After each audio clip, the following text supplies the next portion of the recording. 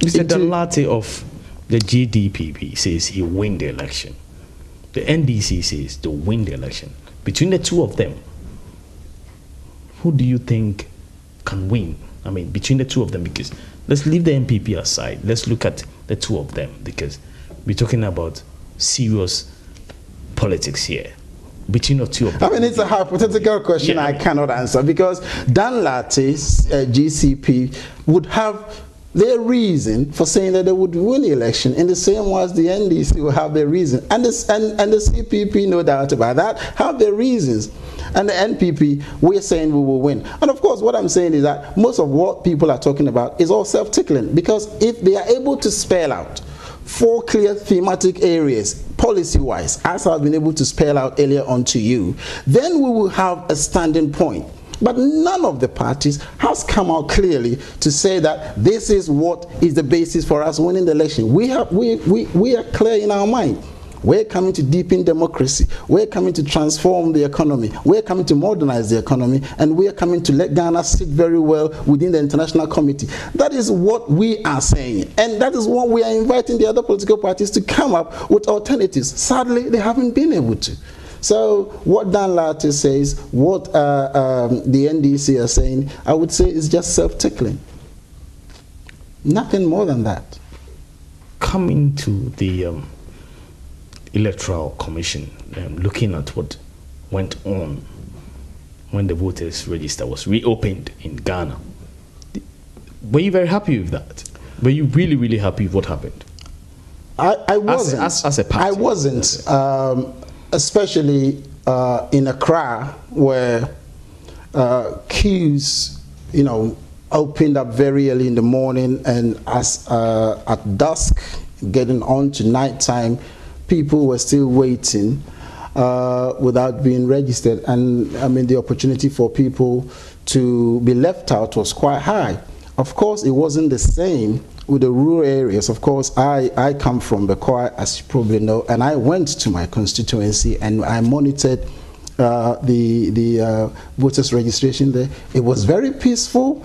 Everybody, I mean, at some point in time, when you go to a registration center, they will say to you, oh, we're waiting for the 4th person to come, because the pictures had to be taken in force, because they obviously had to ration the photographic sheets.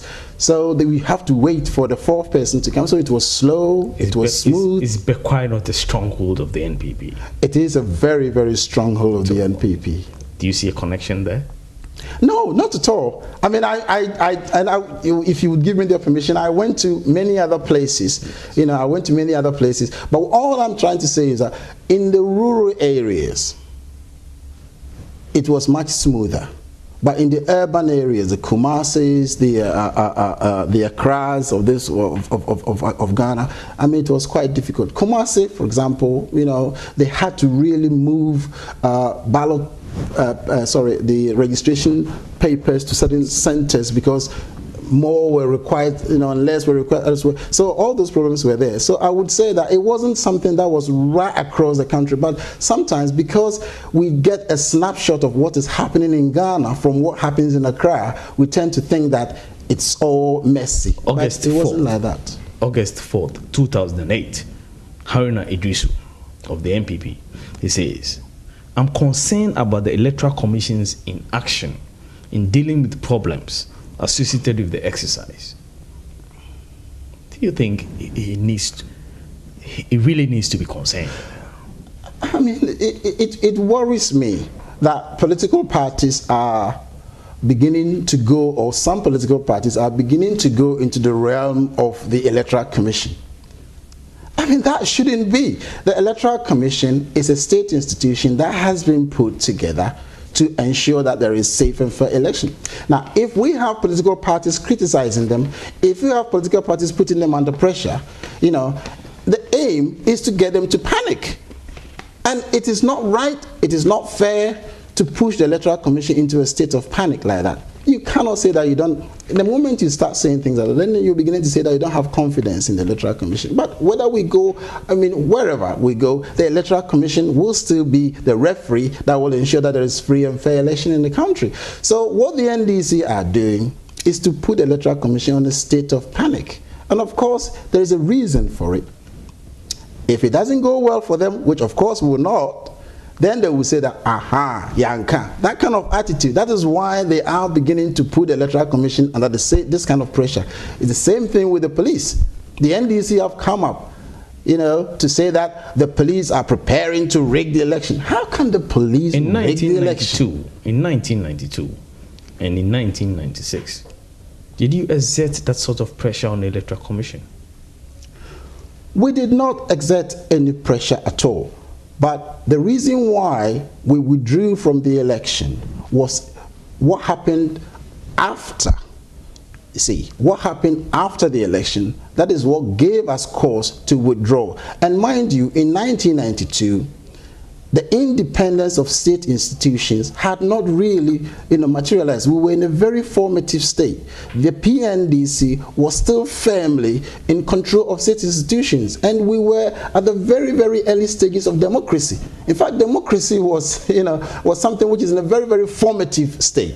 So the PNDC still controlled all state institutions, including the Electoral Commission. But even then, we did not raise any doubts until after the election, when we realized that the manipulation was so clear.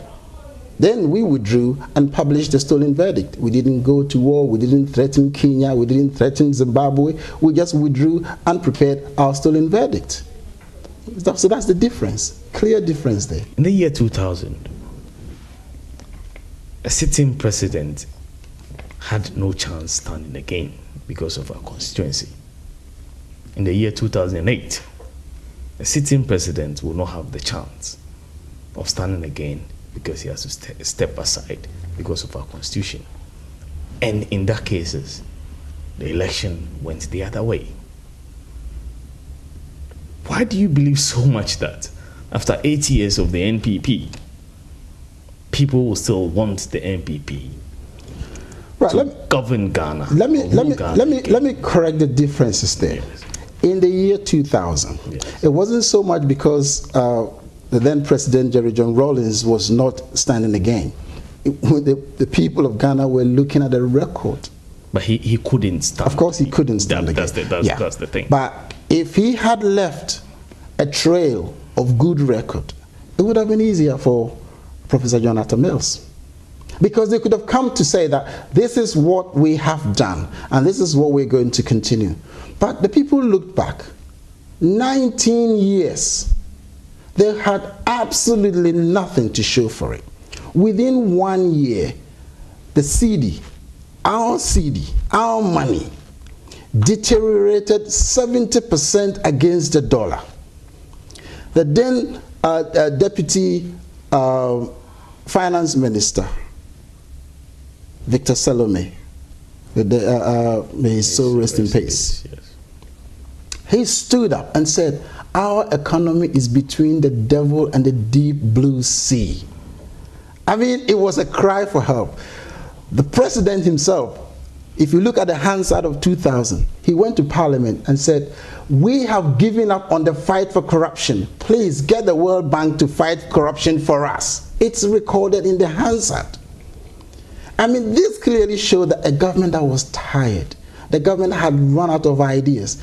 And Atta Mills was the chairman of the economic management unit in a government that had run out of economic ideas. So Ghanaians were no fools to leave the economy in the hand of someone who had actually collapsed it. That was the difference. But here, we are transiting from a government that has stabilized the economy, a government that has introduced a myriad of social mitigation programs, school feeding programs, national health insurance, capitation grant, the MASLOC to empower people, LEAP program for poor families, a whole heap of it. The infrastructural work that has been done in terms of road, water resources. So that's the difference. This is a government that is on the ascendancy.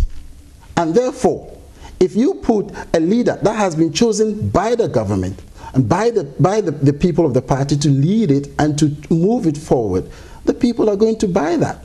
So that's the difference between what happened in 2000 and what is going to happen in 2009.